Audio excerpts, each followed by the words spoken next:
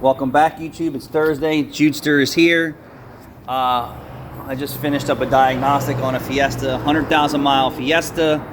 Hasn't been taken care of. Water pump's been leaking for a while. Low brake pedal, tire light, inside door pull is broken on the door card.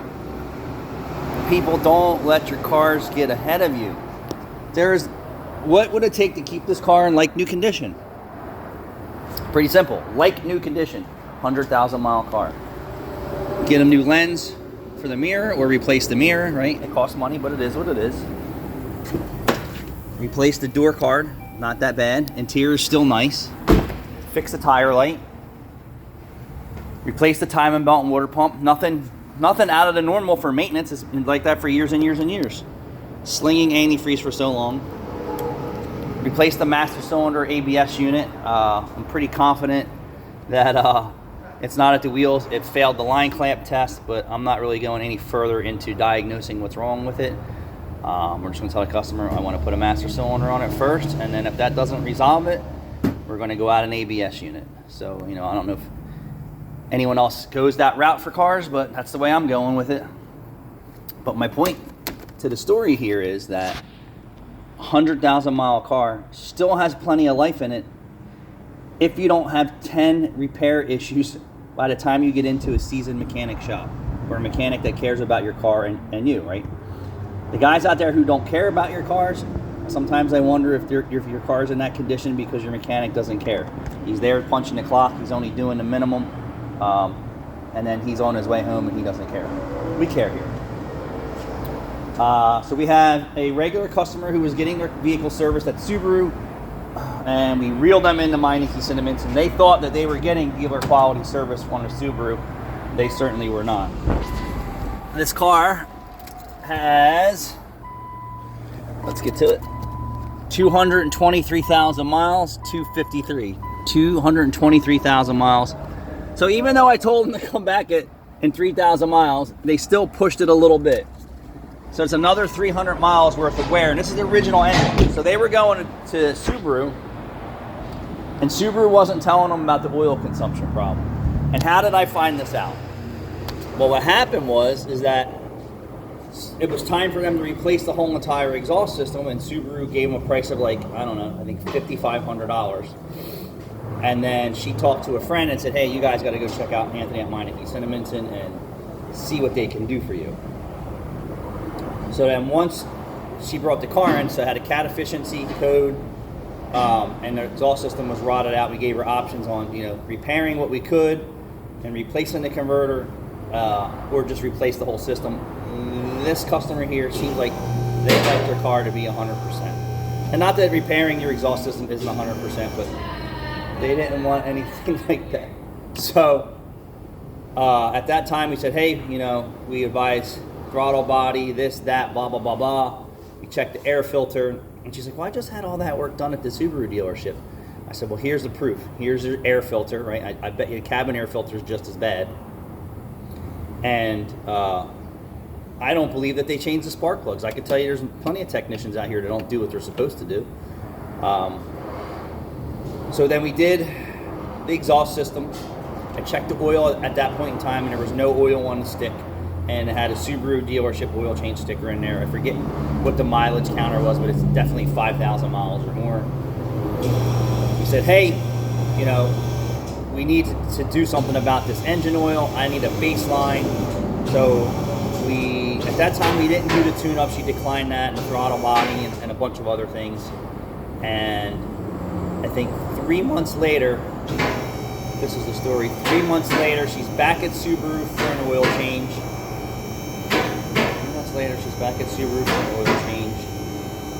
She drives the car another 3 months, gets a check engine light on, comes back to me.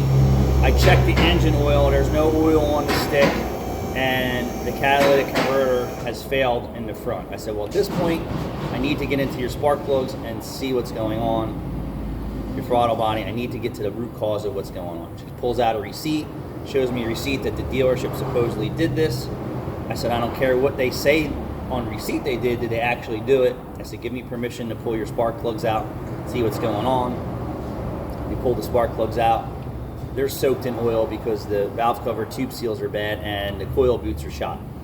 So if they just recently did that stuff within a year, there's no way that that would have been that far worn out on the tune-up. So here we go, we do the rest of the tune-up, we get it back together, we switch her to Valvoline, Restore and Protect, and I think we're on the second oil change. And guess what? It doesn't have a cat efficiency code presently right now. So we're slowing down and almost eliminating the oil consumption, and this has a little teeny tiny catalytic converter on these ULV Subarus, so they can't take too much misfire or raw fuel or engine oil before an aftermarket one fails. You can get more life out of an OEM one, but you're talking double or triple the cost.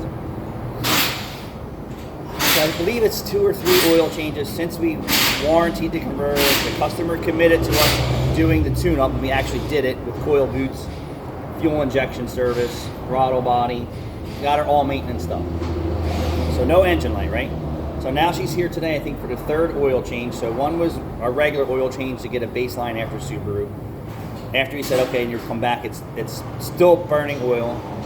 Switched her to Valvoline, Restore and Protect. Now she's back for a little over 3,000 mile oil change, 3,300 miles we'll call it.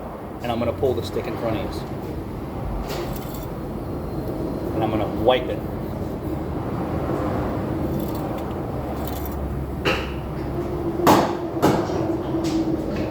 See that?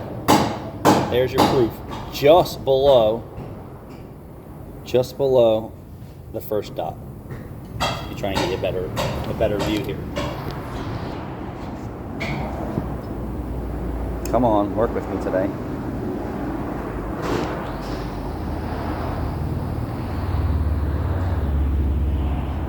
Someone call the camera guy. Let's try this.